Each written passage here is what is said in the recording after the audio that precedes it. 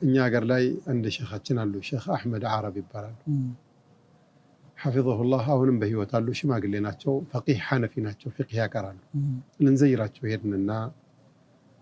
በጣም ደስ የሚሉ ማር የሆኑ ናቸው መቼም እነዚህ መሻይኾቻችን የድሮዎቹ መቼም አጂብ ናቸው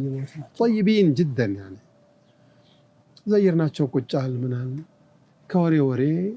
ሰሞኑን አንድ ሽማግሌ ሞተው አሉ እህነ ሼኽ صلاة الجنازة سجدوባቸው ብለው ጠሩን ጠሩንና ሂደን ሰግደን ስንመለስ ጀናዛውን ይዘው ወደ ቀብር ሊሄዱ ሲሉ ጮሃት ሰማሁ ምን ሰማችሁ እነ ሼኽ አሏቸው ምንድነው ብዬ ልብሰል አባቴ አላህ ይማርህ አባቴ አላህ ይማርህ አባቴ አላህ ይማርህ እሚል ሰው ነው ያን ጊዜ የዛሬው ሟች እኔ በሆንኩኝ ብዬ ተመኘሁ ምን ነው በዛሬ ዘመን ወንድሜ ሞተ ብሎ የእውነቱን ተቆርቆሮ አላህ ይማርህ አባቴ አላህ ይማርህ የሚል ሰው አለ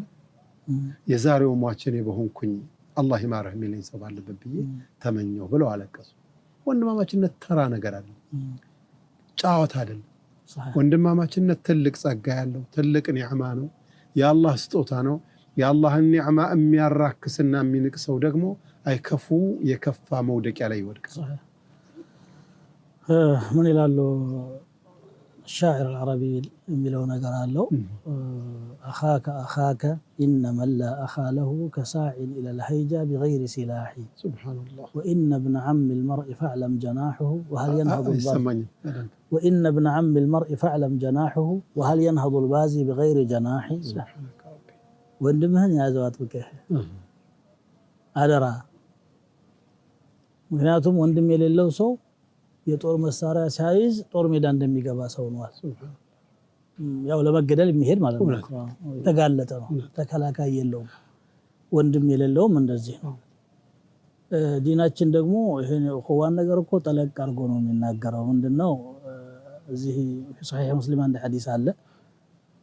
السلام علينا وعلى عباد الله الصالحين يا لاችሁ ጊዜ أدركت كل عبد صالح لله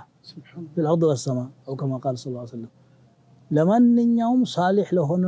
ባሪያ ሁሉ ተደርሳለች እቺ ዱዓ ይላል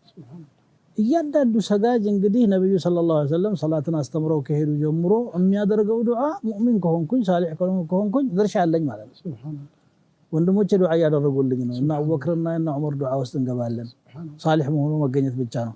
እኛ የምናደርገው ዱዓም ደግሞ ይደርሳቸዋል እንደውም ይሄ ኡማ ብቻ ሳይሆን